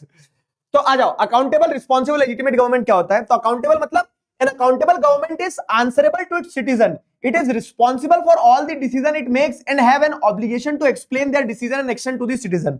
तो क्या एक डेमोक्रेटिक गवर्नमेंट अकाउंटेबल गवर्नमेंट होती है? तो यस, एक डेमोक्रेटिक गवर्नमेंट अकाउंटेबल गवर्नमेंट होती है, क्योंकि एक अकाउंटेबल गवर्नमेंट वही होती है जो उसके जनता को जवाब दे। हिटलर कभी जवाब नहीं देगा, हिटलर बोलेगा मेरे मन को भाया, मैंने कुत्ता काट के खाया, ठीक है। तो हिटलर क्या है ना, हिटलर जैसे अगर आप देखोगे तो Hitler is not answerable to the people, उसके मन में जो आएगा वो करेगा, ठीक है। हिटलर के मन में जो आएगा हिटलर वो करेगा। लेकिन अगर आप जैसे देखोगे कि एक डेमोक्रेटिक गवर्नमेंट में जैसा मन में आ रहा है, प्राइम मिनिस्टर के मन में जो आया प्राइम मिनिस्टर वो नहीं कर सकते। प्राइम मिनिस्टर को सोचना पड़ेगा सरकार के बारे में, पार्टी के बारे में, लोगों के बारे में, आने वाले चुनाव के बारे में, है ना। तो क्योंकि उनको जवाब देना पड़ेगा। जैसे अगर आपको 9th क्लास का ध्यान हो तो 9th क्लास में हमने पढ़ा था कि इंडिया में फेमाइन आई तो लोगों की मृत्यु कम हुई, चाइना में फेमाइन आई तो चाइना में लोगों की बहुत मृत्यु हुई। हाँ सर, इंडिया वाले मजबूत है। नहीं, इंडिया की सरकार ने इंश्योर किया कि लोगों को मरने नहीं देना है, खाना पहुंचाना है लोगों तक, नहीं तो सरकार से लोग जवाब पूछेंगे। चाइना बोला मर रहे मरने दो, खाने की कमी मरेंगे लोग। चाइना में क्योंकि डेमोक्रेटिक गवर्नमेंट नहीं है तो उन्होंने क्या, इन्होंने अकाउंटेबिलिटी नहीं पकड़ी ना कुछ भी। तो डेमोक्रेटिक गवर्नमेंट हमेशा अकाउंटेबल गवर्नमेंट होती है। समझ में आया? ठीक है। अब आप बोलोगे हाँ ठीक है सर, लेकिन वो डेमोक्रेटिक गवर्नमेंट में सर फाइल पे फाइल घूमती रहती है, निर्णय तो ले नहीं पाते हैं, है ना। There are delays in taking decision but still democracy is effective.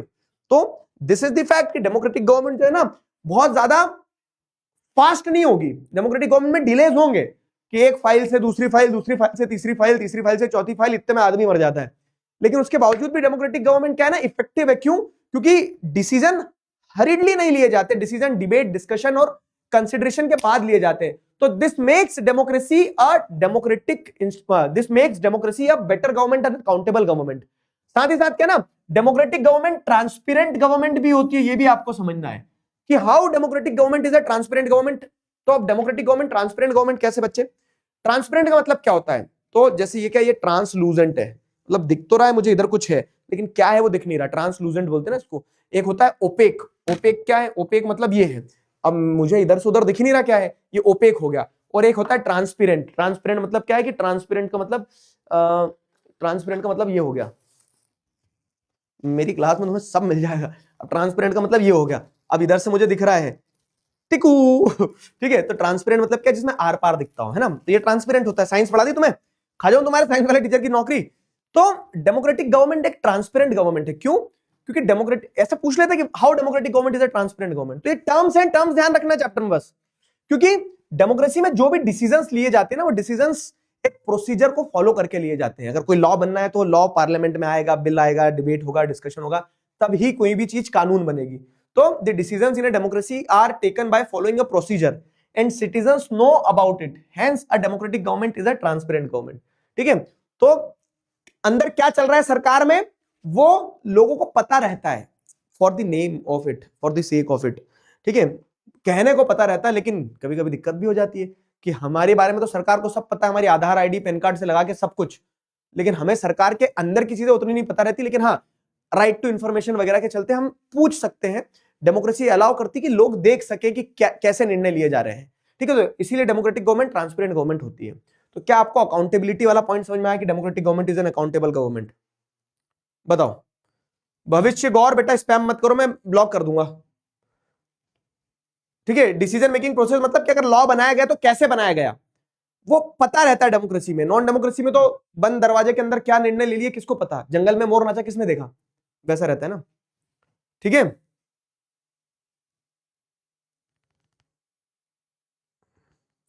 चलो अब अगर हम बात करें दूसरे पॉइंट की, तो democratic government is a responsive government.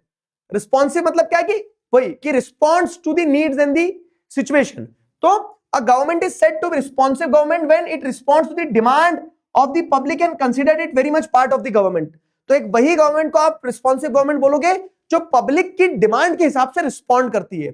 तो क्या डेमोक्रेटिक गवर्नमेंट एक अकाउंटेबल रिस्पॉन्सिव गवर्नमेंट है? तो देखो, डेमोक्रेटिक गवर्नमेंट अकाउंटेबल गवर्नमेंट है, डेमोक्रेटिक गवर्नमेंट रिस्पॉन्सिव गवर्नमेंट है या नहीं?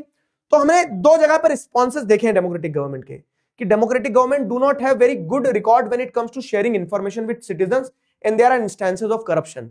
तो लोगों की एक डिमांड है क्या कि करप्शन ना हो, लेकिन डेमोक्रेसी में करप्शन हो रहा है। तो क्या डेमोक्रेटिक गवर्नमेंट रिस्पॉन्सिव गवर्नमेंट नहीं है? देखते हैं।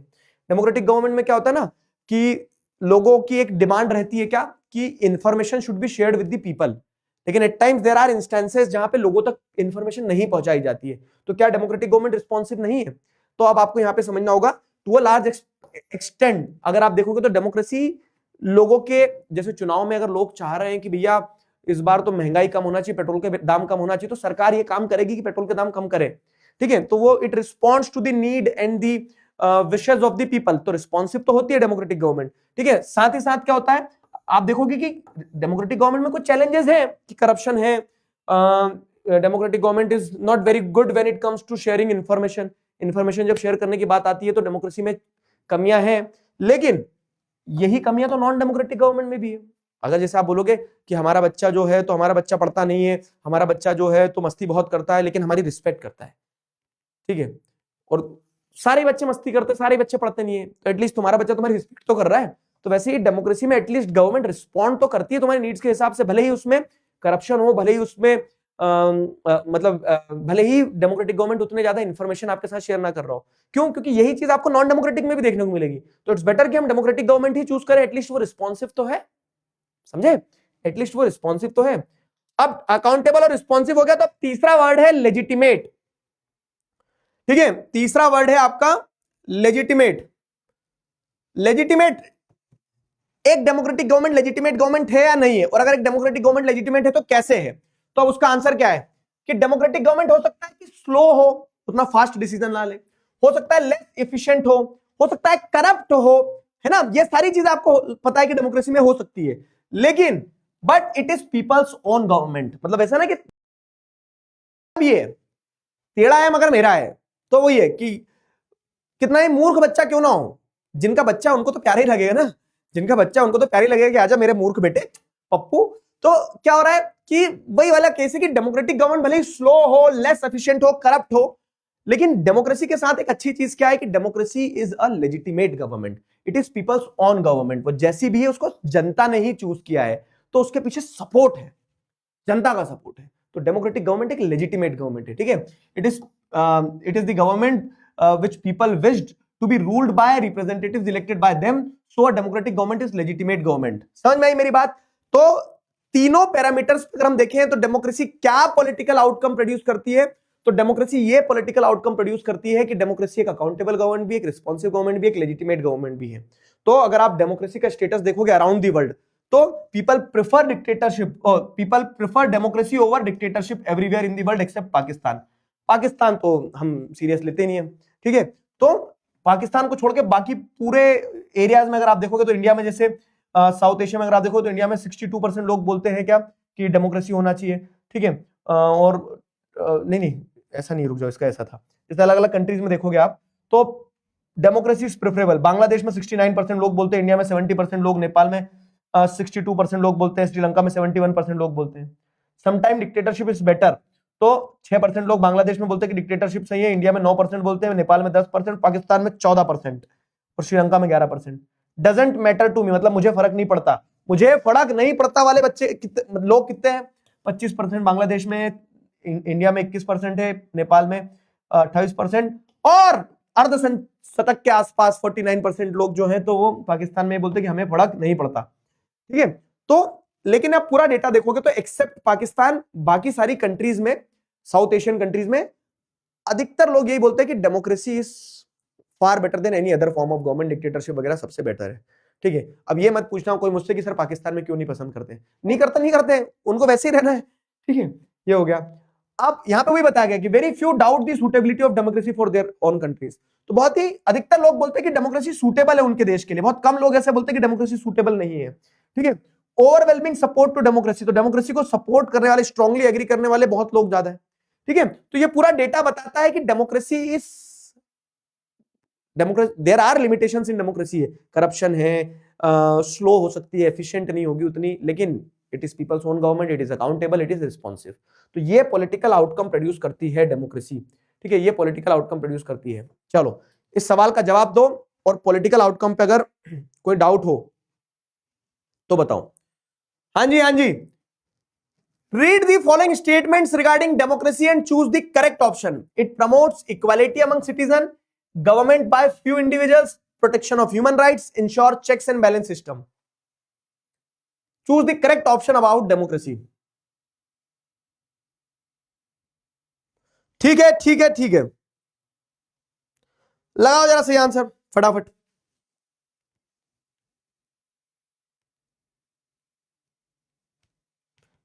ठीक है, देखो अब इसमें क्या ना, क्वेश्चन कैसे आएंगे, what are the political outcomes of democracy, ये तो डायरेक्ट क्वेश्चन पूछ लिया तुमसे, बहुत इजी हो जाएगा कि आप अकाउंटेबल, रिस्पॉन्सिबल, लेजिटिमेट तीनों लिखोगे। लेकिन कभी कभी क्वेश्चन ऐसा पूछ लिया जाता है, 1 मार्क्स में पूछ लिया, what do you understand by transparent government, कभी 3 नंबर में पूछ लिया कि democratic government is an accountable government, explain.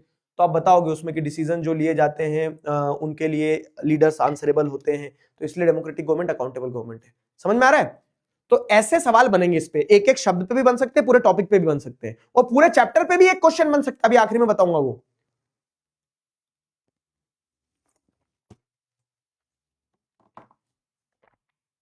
Clear हुआ?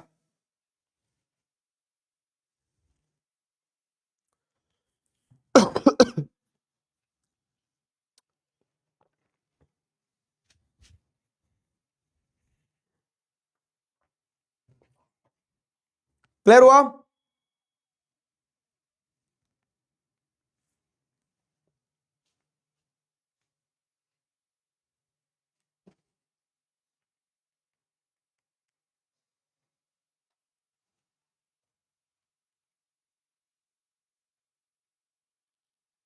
चलो भाई,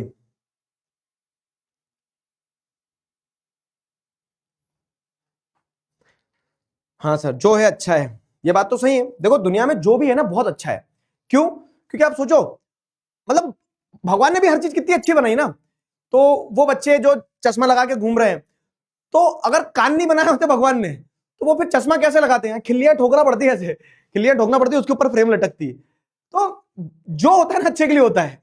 भगवान ने बहुत सोच समझ के सारी चीजें करी ना, जैसे तुम बोल रहे हो कि हाँ सर डेमोक्रेसी अच्छी है, तो वैसे ही अगर मान लो कि कान नहीं होते हमारे, तो फिर जो लोग चश्मा लगा रहे हैं बेचारे, उन सारे बच्चों को बताना तुम कि शुक्रगुजार हो तुम कि भगवान ने कान बनाए।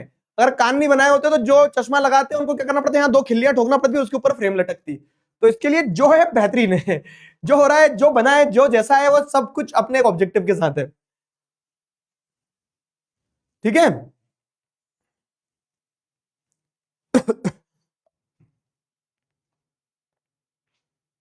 चलो लीडर बोर्ड दिखा दो। हाँ लीडर बोर्ड दिखा दे रहा हूं, रुक जाओ, आगे बढ़ रहे हैं फिर। सुष्मिता साहू, घूंघट वाली ओलिविया, अनुराधा केडी, यश नारायण संस्कार, आशिमा अनंत, यूजर शहनाज, आनंद शर्मा गर्व, ये सारे बच्चे लीडर बोर्ड पे हैं, और इन सारे बच्चों के लिए एक बार जोरदार तालियां हो जाए। लेंस लगा लेते सर, आंखें भी तो जरूरी है। पिछले वाले क्वेश्चन में 63% बच्चों ने सही आंसर दिया। सौम्य कुमारी, खाटू श्याम जी की कृपा हो गई, जय बोलो खाटू श्याम जी की जय। ठीक है, नमिता, रिचा दमा, पीयूष बिहारी, अनंत, प्रिंस, आराध्य, आशीष और दिव्यांशु, ये सारे बच्चे लीडर बोर्ड पे पिछले वाले क्वेश्चन में।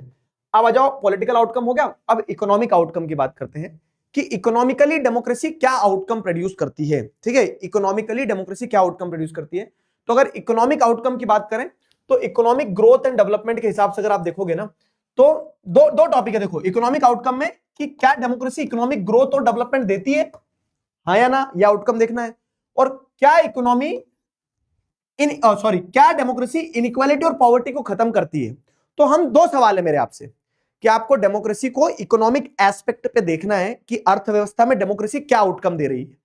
क्वेश्चन नंबर 1 कि क्या वो इकोनॉमिक ग्रोथ और डेवलपमेंट देती है।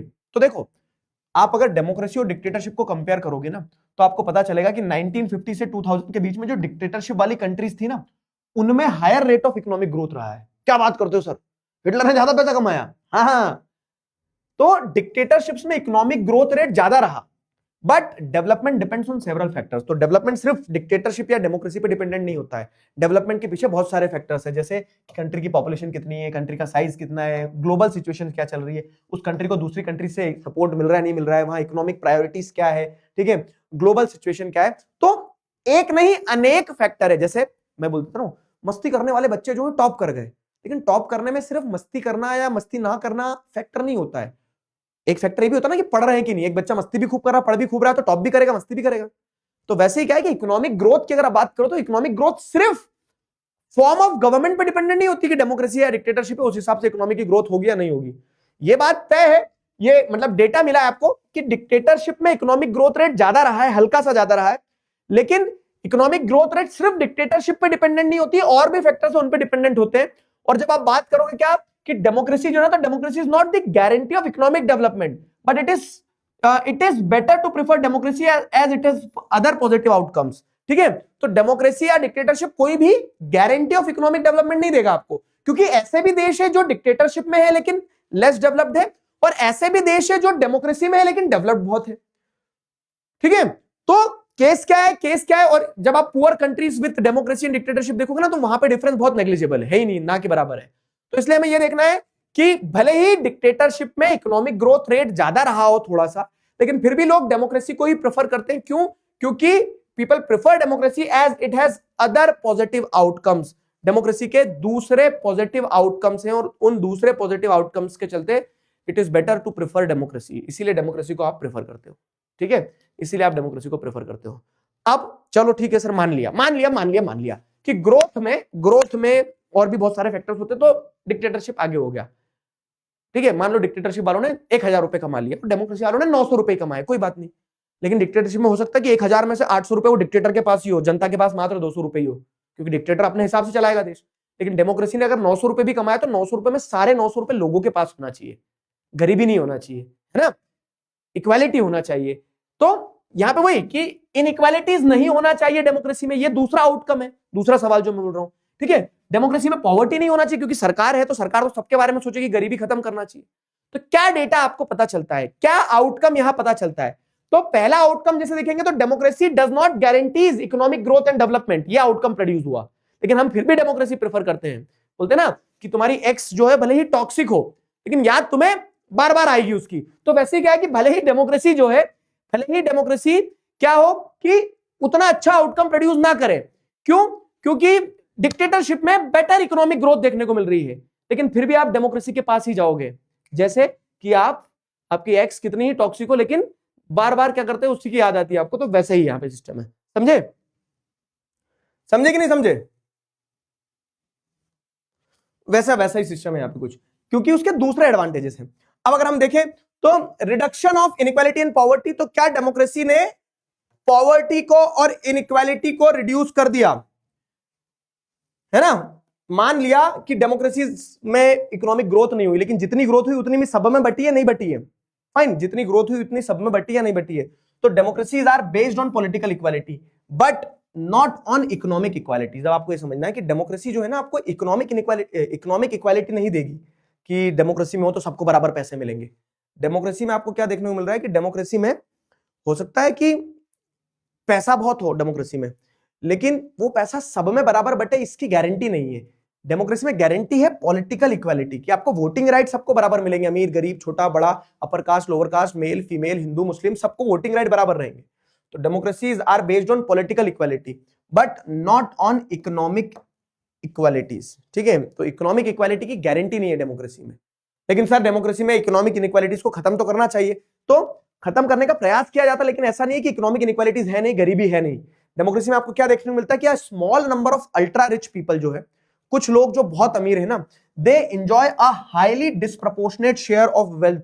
ठीक है, जैसे आपको देखने को मिल रहा है कि कम लोगों के पास में, तुमने देखा मैंने अभी एक सोशल ब्रेंच पे एक वीडियो बनाया है, कौन सा वाला, इनकम इनइक्वालिटीज वाला, कि कैसे इनकम इनइक्वालिटीज डिस्प्रपोर्शनेट तरीके से आपको देखने को मिलती है कंट्री में।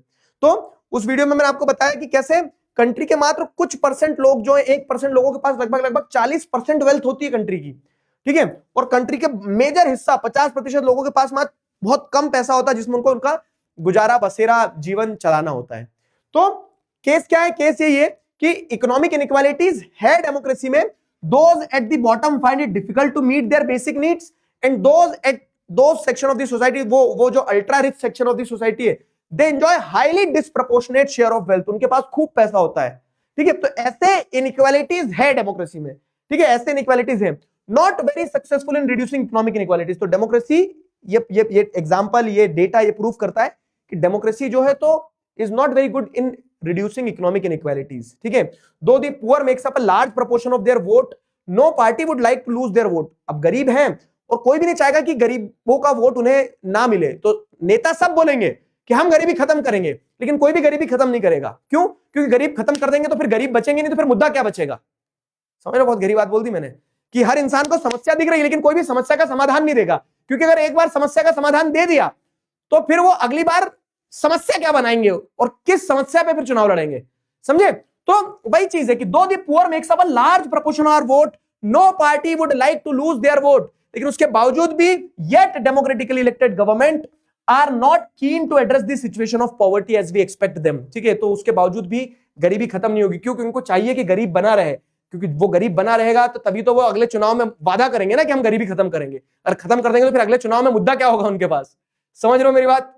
बहुत गहरी बात बताई मैंने, समझे कि नहीं समझे? तो दूसरे क्वेश्चन पे भी आउटकम क्या प्रोड्यूस किया कि democracy do not reduces economic inequalities and poverties. Democracy failed on reducing economic inequalities and poverty because there is economic inequality, there is poverty in democracy. ठीक है, there is poverty in democracy. Clear हो गया? बताओ, यहां तक clear है सबको?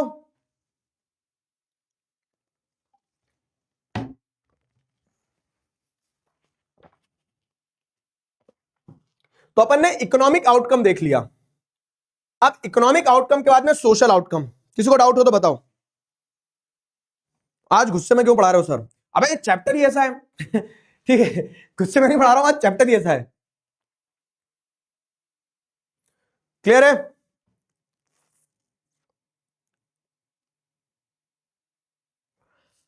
Political outcome देखा अपन ने कि डेमोक्रेसी क्या आउटकम प्रोड्यूस करती है पॉलिटिकली। तो हमने पॉलिटिकल आउटकम में समझा कि डेमोक्रेसी जो है तो पॉलिटिकली आपको अकाउंटेबल, रिस्पॉन्सिव, लेजिटिमेट गवर्नमेंट देती है।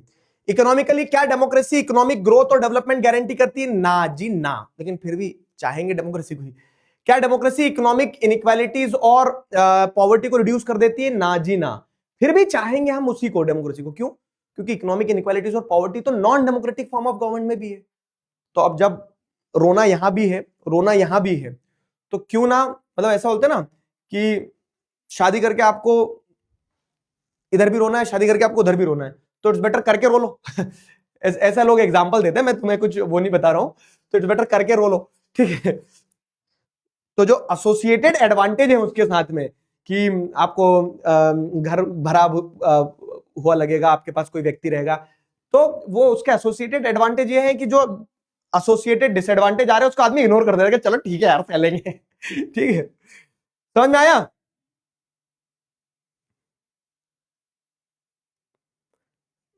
क्लियर हुआ? सरकार इकोनॉमिक इनइक्वालिटीज खत्म कर देगी तो फिर सरकार को वोट मिलेंगे ना लाले ना। जनता भी तो बदमाश होती है, अगली बार मुद्दा ही नहीं रहेगा तो जनता वोट नहीं देगी उन्हें।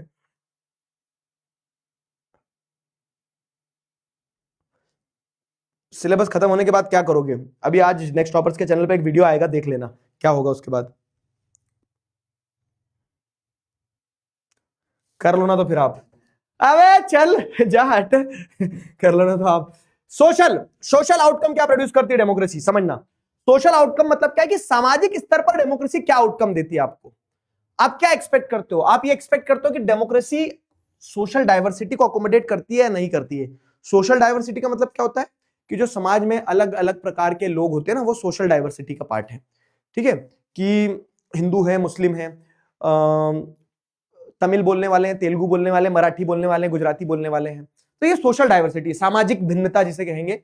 तो डेमोक्रेसी इस सामाजिक भिन्नता को अकोमोडेट करती है कि नहीं। अकोमोडेट करना मतलब टू इंक्लूड, ठीक है, टू एडजस्ट। तो adjustment of social diversity, adjustment in social diversity है कि नहीं है डेमोक्रेसी में। तो डेमोक्रेसी क्या है ना, सोशल डाइवर्सिटी में बहुत अच्छे से एडजस्ट हो जाती है।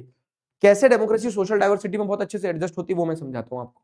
कि अकोमोडेशन या फिर एडजस्टमेंट इन सोशल डाइवर्सिटी की अगर बात करें, तो एडजस्टमेंट इन सोशल डाइवर्सिटी की अगर बात करें ना, तो democracy should produce a harmonious social life and accommodate various social divisions.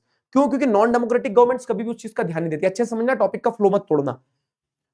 आपने डेमोक्रेसी और डिक्टेटरशिप के एग्जांपल देखे, इंडिया डेमोक्रेसी और डिक्टेटरशिप, जैसे आपने हिटलर के टाइम पे जर्मनी को देखा था, है ना। पढ़ा था, मतलब देखा तो क्या था, जब तो तुम थे ही नहीं दुनिया में, मैं भी नहीं था।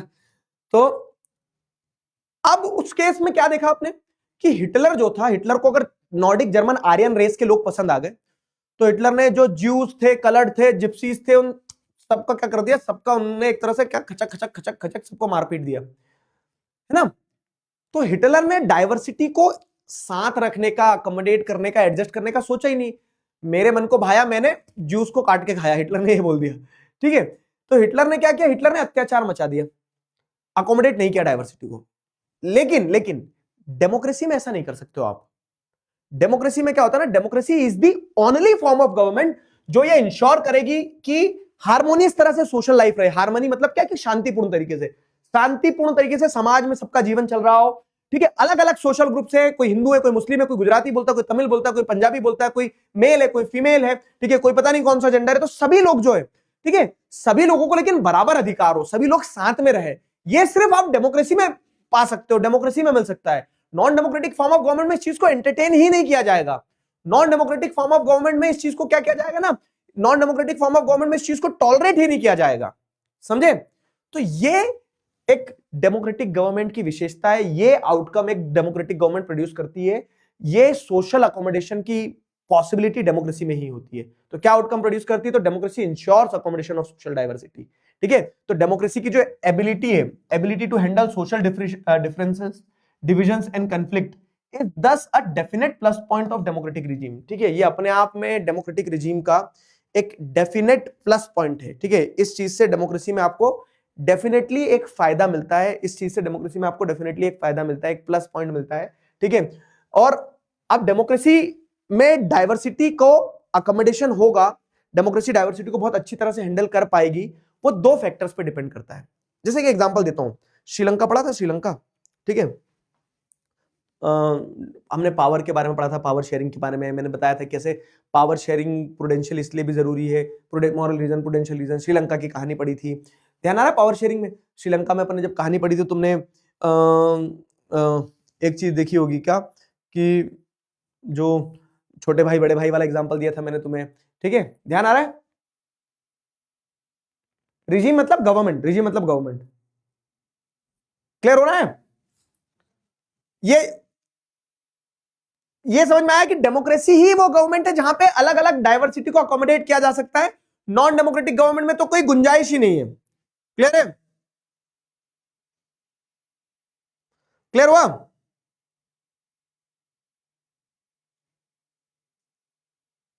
बताओ जल्दी, यहां तक समझ में आ गया ना।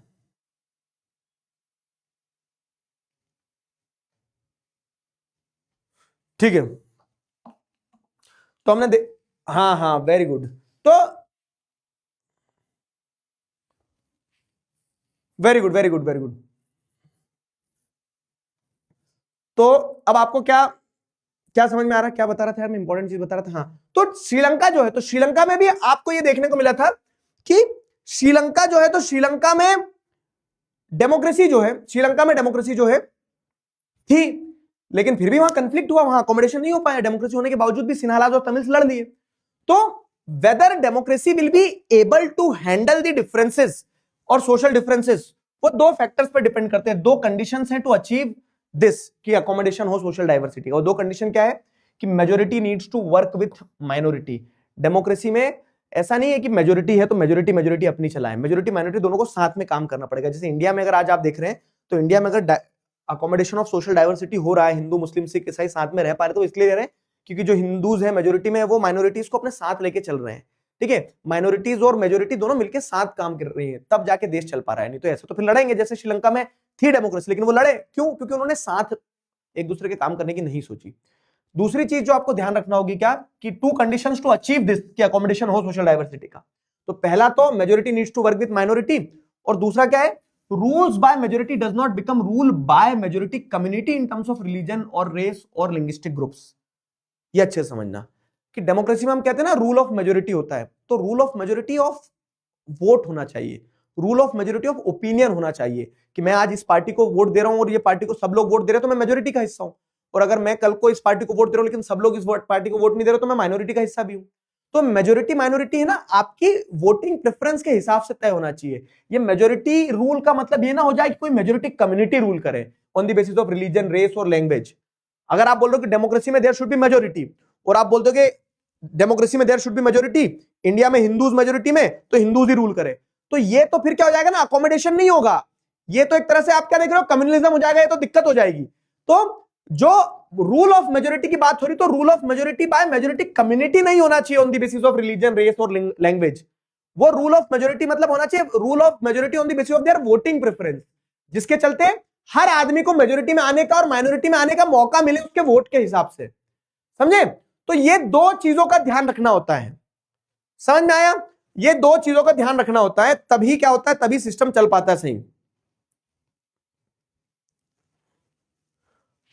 पावर शेयरिंग वाले चैप्टर से थोड़ा और कनेक्ट करोगे कि श्रीलंका में वो होने के बावजूद भी, डेमोक्रेसी होने के बावजूद भी दिक्कत थी, क्यों? क्योंकि वहां पे उनने मेजोरिटी का मतलब सिन्हाला मेजोरिटी कर दिया था, तो लैंग्वेज, रिलीजन और कल्चर के बेसिस पे मेजोरिटी नहीं बनाना है, वोटिंग ओपिनियन, और मेजोरिटी और माइनॉरिटी को साथ में काम करना है, समझे? एक बच्चा लिख रहा है क्या कि सर डेमोक्रेसी घर में भी नहीं होती है, मैं छोटा भाई हूं तो मेरे साथ डिस्क्रिमिनेशन होता है। गलत गलत गलत लाले गलत, छोटे भाई के साथ डिस्क्रिमिनेशन नहीं होता है, ऐसा नहीं, छोटे को ज्यादा लाड़ से रखा जाता है, है?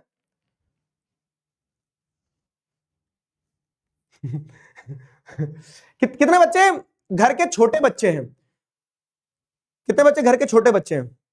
तो ये जितने बच्चे छोटे बच्चे हैं ना, तो तुम अगर ये सोच रहे हो कि तुम किसी की फर्स्ट प्रायोरिटी बनोगे कभी, तो तुम एक बार सेल्फ इंट्रोस्पेक्ट करो। क्यों? क्योंकि तुम तुम्हारे पेरेंट्स की ही सेकंड प्रायोरिटी हो, तो तुम किसी और की फर्स्ट प्रायोरिटी कैसे बन पाओगे? तो जो बोल रहा है ना कि मैं छोटा बच्चा हूं सर, मैं छोटा बच्चा हूं तो मेरे को साथ डिस्क्रिमिनेशन होता है, जायज है। क्यों? क्योंकि तुम प्रायोरिटी सेकंड हो ना, तुम किसी और की फर्स्ट प्रायोरिटी बनने का सोच ही कैसे सकते हो? बड़े वाले सारे खुश होकर, जितने भी छोटे वाले सब बोल रहे थे सर हमारे साथ अन्याय हुआ है। ठीक है,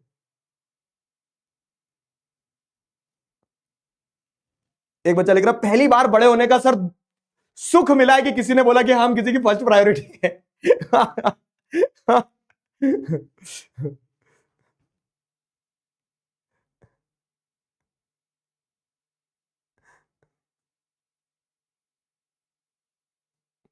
ठीक है,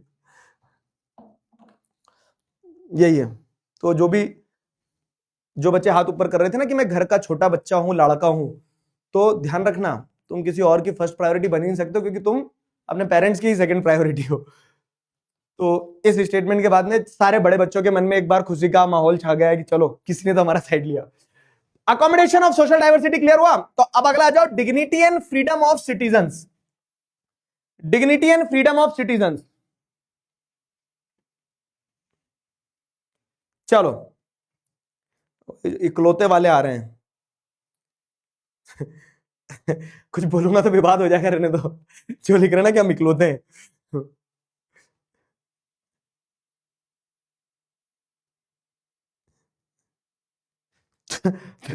तुम लोगों का कोई बैकअप प्लान नहीं है बेटा।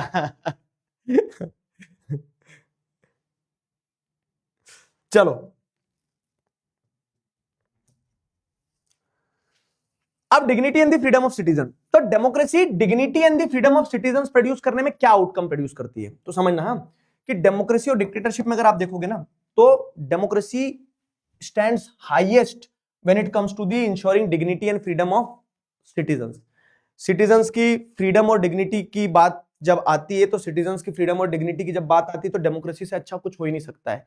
क्योंकि आपको समझना होगा कि डिक्टेटरशिप में तो क्या है ना, इंडिविजुअल्स को इक्वल माना ही नहीं जाता, इंडिविजुअल्स की कोई आजादी होती नहीं, इंडिविजुअल्स की कोई रिस्पेक्ट होती ही नहीं है। तो वहां तो अगर आपके साथ में डिसरिस्पेक्ट हो भी रही है तो आप आवाज भी नहीं उठा सकते हो। देखो एक बार में सटीक समझ में आएगा, पॉइंट अच्छे से समझना कि डेमोक्रेसी में dignity and freedom of citizens पे क्या आउटकम प्रोड्यूस होता है। तो डेमोक्रेसी में dignity and freedom of the citizen पे ये आउटकम प्रोड्यूस होता है कि democracy stands highest when it comes to promote dignity and freedom of individuals. क्यों? क्योंकि डिक्टेटरशिप या फिर नॉन डेमोक्रेटिक गवर्नमेंट में तो आपके राइट्स, आपके फ्रीडम, आपकी डिग्निटी का रिकॉग्निशन ही नहीं है। अब जब कहीं पे रिकॉग्निशन ही नहीं है तो वहां तो आप आवाज ही नहीं उठा सकते हो। लेकिन डेमोक्रेसी में रिकॉग्निशन है कि आपको डिग्निटी मिलेगी, आपको फ्रीडम मिलेगा। और जहां पे डिग्निटी और फ्रीडम मिलने का रिकॉग्निशन है, जैसे एक एग्जांपल के तौर पे कि आपको अगर मैंने एक पास दिया एक पार्टी में आने को, और उस पास पे मैंने लिख दिया कि आपको खाना मिलेगा, और अगर मैं खाना नहीं दूंगा, अच्छे समझना एग्जांपल, तो आप क्या बोलोगे? खाना मिलना चाहिए। क्यों? क्योंकि वहां मैंने रिकॉग्नाइज किया कि मैं आपको खाना दूंगा, मैंने पास पर लिख के दिया था। लेकिन अगर आपको ऐसी पार्टी में बुलाया गया जहां आपको कुछ बोला ही नहीं गया कि आपको पार्टी में खाना वाना मिलेगा नहीं मिलेगा, तो वहां तो आप डिमांड ही नहीं कर सकते हो। अगर आपकी फ्लाइट की टिकट में आपने लिखा है कि मील्स इंक्लूडेड, तो आप मांग सकते हो ना एयर होस्टेस से कि मैडम खाना दे दो, नहीं तो तुम्हारा टिफिन छुड़ा लूंगा। लेकिन अगर आपकी फ्लाइट की टिकट पे मील इंक्लूडेड लिखा ही नहीं है, तो आप मांग ही नहीं सकते हो। समझ रहे हो? तो वैसे ही जब डेमोक्रेसी को और डिक्टेटरशिप को देखोगे, तो डेमोक्रेसी में डिग्निटी और फ्रीडम इंश्योर्ड है। तो आपको अगर मान लो इक्वालिटी नहीं मिल रही, तो at least you can ask for it. ठीक है? Democracy recognises all individuals are equal, all individuals are treated respect, all individuals are to be treated with respect and dignity. और ये जो रिकॉग्निशन है ना, ये रिकॉग्निशन डेमोक्रेसी को अपने आप में इतना स्ट्रांग बना देता है। कैसा स्ट्रांग बना देता है? जैसे कि महिलाओं के साथ में हमारे देश में अत्याचार हुआ है, डिस्क्रिमिनेशन हुआ है, लेकिन हमारे देश में अगर अत्याचार हो रहा है तो एटलीस्ट महिलाएं आवाज उठा सकती है। क्यों? क्योंकि डेमोक्रेसी में रिकॉग्निशन है कि women should be treated equally. जैसे अनटचेबिलिटी की बात करें, तो अनटचेबिलिटी देश में है, आज भी है, लेकिन अगर हमारे देश में अनटचेबिलिटी है तो उसके अगेंस्ट में आप आवाज उठा सकते हो, क्योंकि हमारे कॉन्स्टिट्यूशन ने ये रिकॉग्नाइज तो किया ना कि अनटचेबिलिटी गलत है, इलीगल है। ठीक है? तो जैसे विमेन्स क्लेम हो गया, या फिर claim of disadvantage and discriminated section की अगर बात करोगे, तो डेमोक्रेसी में डिग्निटी और फ्रीडम रिकॉग्नाइज होता है, तो यू हैव द स्कोप कि you can ask for it. Non democratic government में तो आप पूछ भी नहीं सकते हो। तो इस सेंस में डेमोक्रेसी क्या आउटकम प्रोड्यूस करती है कि democracy ensures dignity and freedom of the people. ठीक है? और डेमोक्रेसी के अंदर क्या है ना, देखो एक सिंपल सी चीज है कि डेमोक्रेसी के अंदर लोग जितना एक्सपेक्ट करते हैं, डेमोक्रेसी क्या है? डेमोक्रेसी मैंने वही बताया ना कि कोई जादू की छड़ी नहीं है, it is just a form of government. और वहां पे उस गवर्नमेंट को सक्सेसफुल वहां के लोग बनाएंगे। ठीक है? उस गवर्नमेंट को सक्सेसफुल वहां के लोग बनाएंगे। तो डेमोक्रेसी में अगर कंप्लेंट्स है, डिमांड्स फॉर मोर राइट्स है, तो ये बताता है कि डेमोक्रेसी सक्सेसफुल है। जैसे अगर एक बच्चे के नंबर कम आ रहे हैं और उसकी पिटाई हो रही है, तो क्यों हो रही है? क्योंकि उससे ये एक्सपेक्ट किया जाता है कि उसके नंबर ज्यादा आ सकते थे, तो आप पीटोगे उसी को ना जिससे आप एक्सपेक्ट करते हो। अब आपको पता था कि ये पास हो जाए तो मैं मिठाई बंटवा दूंगा, तो वो बच्चे ने अगर मान लो 40 नंबर ले आया ना, तो अब भंडारा करवा दो पूरे शहर में। क्यों? क्योंकि आपकी एक्सपेक्टेशन ही उतनी थी। लेकिन अगर डेमोक्रेसी में लोग कंप्लेन कर रहे हैं, डेमोक्रेसी में लोग अगर ज्यादा राइट्स मांग रहे हैं, तो ये अपने आप में डेमोक्रेसी की सक्सेस है। क्यों? क्योंकि लोग मांगते वही हैं जहां उन्हें उम्मीद होती है कि मिल सकता है। समझे? ठीक है? तो citizens have become aware, active and critical participation in governance ensures the vibrant democracy. लोग जितने जागरूक होंगे, लोग जितने सवाल पूछेंगे, डेमोक्रेसी उतनी मजबूत होगी, उतनी अच्छी होगी। समझे?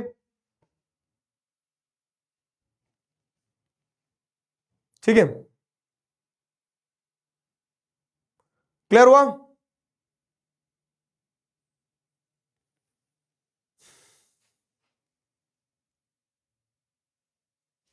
आगे ना, हमारा नेता कैसा हो? दिखराज सर जैसा हो। टेस्टिमनी मतलब क्या है? एग्जाम्पल्स। जैसे कोचिंग वाले लगाते हैं ना टेस्टिमनी, कि हमारे टॉपर से मिली है ना। बीच वाले बच्चों का क्या? बीच वालों को तो सीरियस ही नहीं लेते ना। बीच वालों, फर्स्ट वाले तो फर्स्ट प्रायोरिटी हो गए, सेकंड वाले तो सेकंड प्रायोरिटी हो गए, बीच वाले तो क्या बोलते हैं ना, एक्सीडेंटल होते हैं। मजा नहीं आया इसमें, एक लास्ट प्रायोरिटी और होना चाहिए। ठीक है? चलो, तो ये क्वेश्चन है, in a democratic country the government adopts environment friendly policies with the help of citizens and experts, which one of the following is a positive outcome of this process? The government is capable of determining policy on its own, citizens feel empowered to determine policy, corporate protects their own interest, market forces. अच्छा question है। एक democracy में लोग जो है, तो मतलब सरकार जो है लॉ बनाती है, एनवायरमेंट को और लोगों को इंक्लूड करके लॉ बनाती है, तो इससे क्या आउटकम प्रोड्यूस होगा बताओ? ऐसे ही कॉम्पिटेंसी बेस्ड टाइप के क्वेश्चन आएंगे थोड़े से। ठीक है? तो उनके लिए प्रिपेयर्ड रहना। ठीक है? चलो सेलेक्ट करो जरा फटाफट।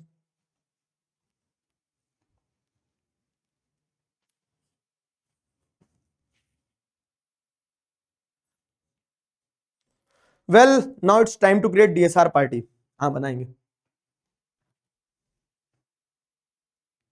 यार। पिकाचू घूम गया यार, बड़े दुखद संदेश में आपके साथ साझा करना चाहूंगा कि पिकाचू उन्होंने घुमा दिया है। जो मामा के गांव गए थे ना, तो कहीं ठंड में बेचारा पिकाचू जम गया, बर्फ बन गया है। पिकाचू को छोड़ के बाकी सब आ गया। 3, 2, 1, time up. Citizens feel empowered to determine policies. जब सरकार लोगों को इंक्लूड करेगी तो यह आउटकम होगा कि लोगों को लगेगा कि हाँ, वो डेमोक्रेसी का हिस्सा है, ऐसा। ठीक है? अब इसके कीवर्ड्स हो गए सारे इस चैप्टर के, legitimate, dignity, economic equality, accommodation of social diversity, poverty, ठीक है, ये कुछ होमवर्क क्वेश्चंस हो गए और ये सब्जेक्टिव क्वेश्चन हो गए। अब हमारे मैप वर्क और 2 ज्योग्राफी के चैप्टर्स और बच रहे हैं, ठीक है। 54% बच्चों ने सही आंसर दिया है, आंसर ज्यादा बच्चे सही दिया करो। Gauri Bijalwan again on the leaderboard. Gauri कहां गई थी तुम, 2 पोल से दिखी नहीं हमें। नितिन केसरी, यश नारायण मिश्रा, दीक्षा अग्रवाल, अनंत, थेनोस, पार्थ, दिव्यांशु, आनंद शर्मा और हर्षगुल सिंह, ये सारे बच्चे लीडर बोर्ड पे, तालियां बजा दो इनके लिए।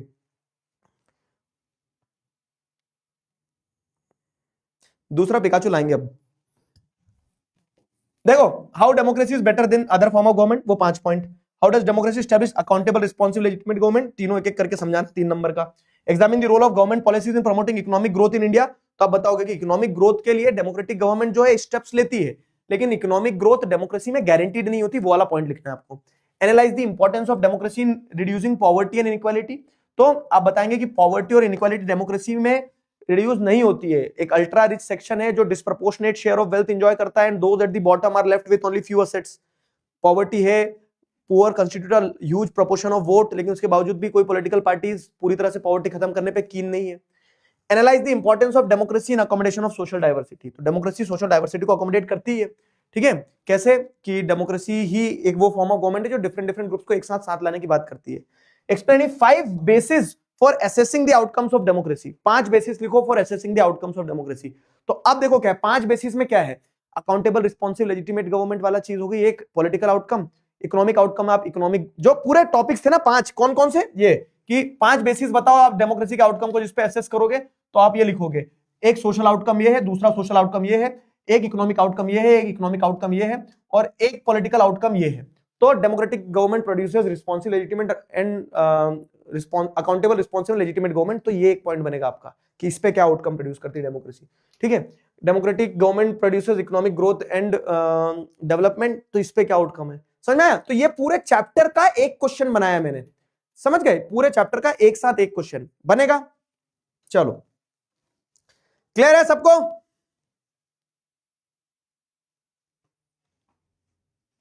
क्लियर है।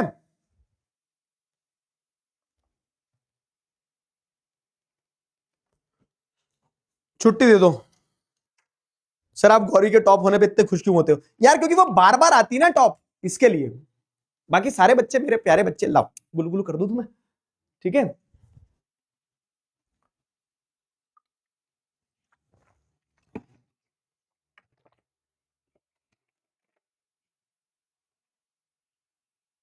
चलो